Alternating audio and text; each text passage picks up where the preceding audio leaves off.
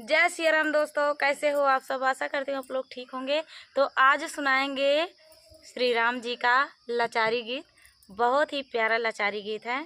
तो देर न करते हुए चलिए हम तीनों लोग सुनाते हैं आप सभी को ये प्यारा सा श्री राम जी का लाचारी गीत। आज राम जय हैं जनक जी के दुआरे, आज राम जय हैं जनक जी के दुआरे, आज राम जय हैं जनक जी के दुआरे, आज राम जय हैं जनक जी के दुआरे। ससुरु का यवना गजब निकला गई, ससुरु का यवना गजब निकला गई, ऊ हाथिया कूद जनक जी के दुआरे, ऊ हाथिया झूमई जनक जी के दुआरे, ऊ हाथिया झूमई जनक जी के दुआरे। आज राम जय हैं जनक जी के दुआरे, आज राम जय हैं जनक जी के दुआरे।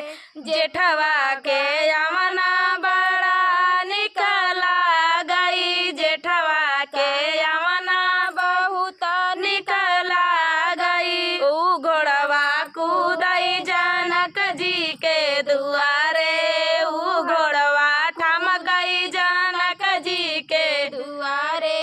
आज राम जय हैं जनक जी के दुआरे, आज राम जय हैं जनक जी के दुआरे। जेठवा के यवना गजब निकला गई, जेठवा के यवना गजब निकला गई, ऊ घोड़वा ठमकई जनक जी के दुआरे, ऊ घोड़वा ठमकई जनक जी के दुआरे।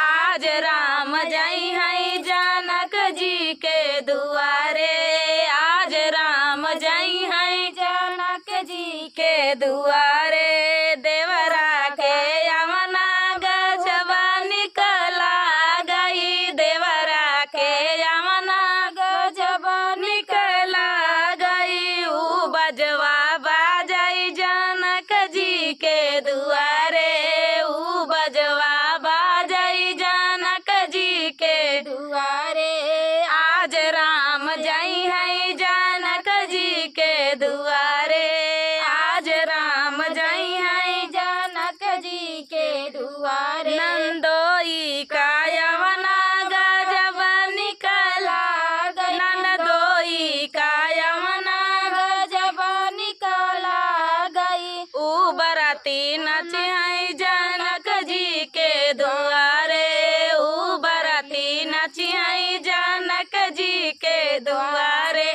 आज राम जय हैं जनक जी के दुआरे, आज राम जय हैं जनक जी के दुआरे। तो दोस्तों ये प्यारा सा लाचारी गीत आप सभी को कैसा लगा कमेंट में बताना दोस्तों, और मिलते हैं अगले वीडियो में। तब तक के लिए जय श्री राम।